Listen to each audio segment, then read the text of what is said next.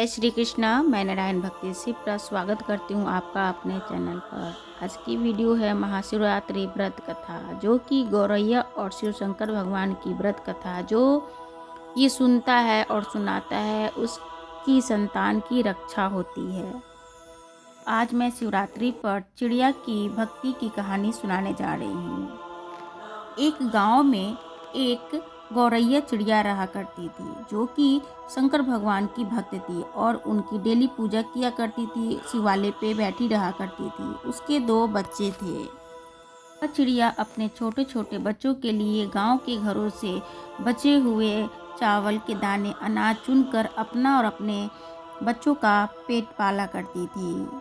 चिड़िया शिव की भक्त तो थी ही, साथ में वो बहुत दयालु भी थी। इस तरीके से उसी गांव में एक सेठ सेठानी रहा करते थे, जहाँ पे वो दाना लेने जाती थी। परंतु वहाँ पे जो सेठानी थी उसकी कोई संतान नहीं थी, तथा वो अपने घर के पीछे वाले हिस्से में बैठकर रोआ करती थी। चिड़िया को ये चीज़ देखकर उसे बहुत बुरा लगता था, क्योंकि उसके पास तो बच्चे थे और सेठानी के पास बच्चे नहीं थे। लेकिन चिड़िया बहुत दयालु थी, जिसे देखा नहीं जाता था। वो शिव आलेप गई और भोलेनाथ से प्रार्थना की कि हे भोले बाबा, आप सेठानी को औलाद दे दे। मुझे उनकी दुख देखा नहीं जाता है, वो अकेले में बहुत रोती हैं।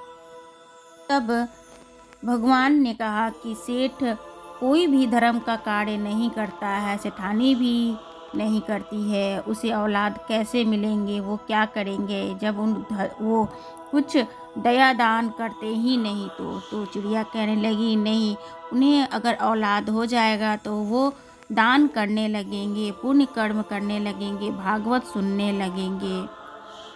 फिर भी महादेव माने नहीं। तब चिड़िया अपने बच्चों को बोली कि बच्चों, तुम लोग ठीक से यहाँ पे रहना, मैं आती हूँ। और ऐसा कह के वो शिव कैलाश चली गई।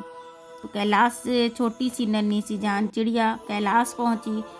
माता पार्वती ने उसे देखा और बहुत ही लंबी उड़ान के वजह से बहुत थक गई थी और उसे भूख प्यास भी लगी हुई थी। किंतु वो दयालु इतनी थी कि उतनी दूर वो सफ़र की सेठ सेठानी के लिए, और हाथ जोड़कर कहने लगी कि हे महादेव, आप सेठ सेठानी को औलाद दे दे। तो सेठ सेठानी की औलाद नहीं देते हैं जब तक मैं नहीं जाती हूँ। उसकी दया और करुणा देख के माता पार्वती का भी हृदय पसीज गया और भोलेनाथ से कहने लगी कि हे नाथ, आप चिड़िया को आशीर्वाद दे दें तथा कि सेठ सेठानी को भी पुत्र धन की प्राप्ति हो। शंकर भगवान ने फिर कहा कि सेठ कोई पुण्य कार्य नहीं करता है। चिड़िया ने फिर कहा कि नहीं, औलाद मिलने पर वो लोग भी पुण्य कार्य करने लगेंगे। तो शिव भगवान ने कहे कि वो अगर पुण्य कर्म नहीं करेंगे तो उनकी औलाद की आयु घट जाएगी, तथा अगर वो पुण्य काम करेंगे तो उनकी संतान की वृद्धि होगी और उनका ऐश्वर्य भी बढ़ेगा। चिड़िया के कहने पे माता पार्वती और शिव भोले भंडारी सेठ सेठानी को औलाद होने का वरदान दे दिए, तथा शिव भगवान माता पार्वती दोनों भेष बदलकर सेठ सेठानी के घर गए। जैसे ही उनके घर के अंदर प्रवेश किए तो सेठ की बुद्धि परिवर्तित हो गई। ब्राह्मण ब्राह्मणी रूप में आए शिव और पार्वती की जोड़ी को सेठानी खूब आदर सत्कार करके भोजन कराया। तब ब्राह्मण ने कहा कि सेठ, तुम्हें औलाद सुख नहीं लिखा हुआ था, परंतु एक चिड़िया की प्रार्थना से तुम्हें औलाद सुख की प्राप्ति हुई है। चिड़िया की ही भक्ति से तुम्हें औलाद की प्राप्ति हुई है। अगर तुम पुण्य कार्य नहीं करोगे तो पुत्र से वंचित हो जाओगे और राज्यपाट भी नष्ट होता जाएगा।